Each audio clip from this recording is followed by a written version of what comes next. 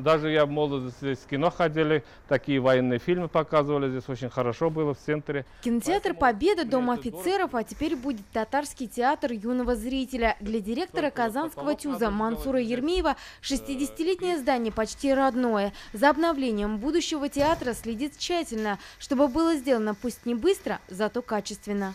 Пока медленно они работают, мы сможем все по-нашему, что мы хотим, можем переделать.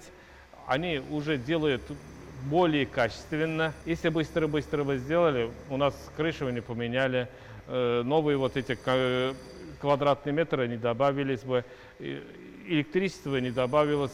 Дом офицеров передали татарскому театру в конце 2012 года. И только в сентябре прошлого, после трехлетнего согласования, начался ремонт. Сразу расширили площадь с 800 квадратных метров до 3000. Здание обросло несколькими пристроями. Теперь занялись внутренним убранством.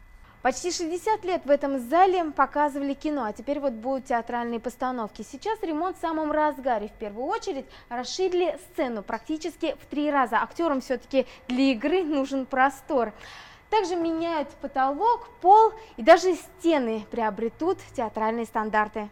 Кардинальное преображение включает и обновление всех коммуникаций. Сейчас ремонт выполнен на 60%. Подрядчики планируют осенью уже отдать дом под ключ. А пока труппа ТЮЗа выступает на театральных площадках Казани. Рядом с нами вот в детском центре «Окея», там где фестиваль цветочный, мы по средам в 13:00 там выступаем. Выступали в Старой Татарской Слободе. На 25-летие Татарстанский театр юного зрителя получил в подарок обещание о скором переезде. В 30-й сезон актеры надеются все-таки отметить новоселье. Елизавета Саляхова, Айрат Мухамедзянов. Новости Татарстана. 25 лет в эфире. С вами и для вас.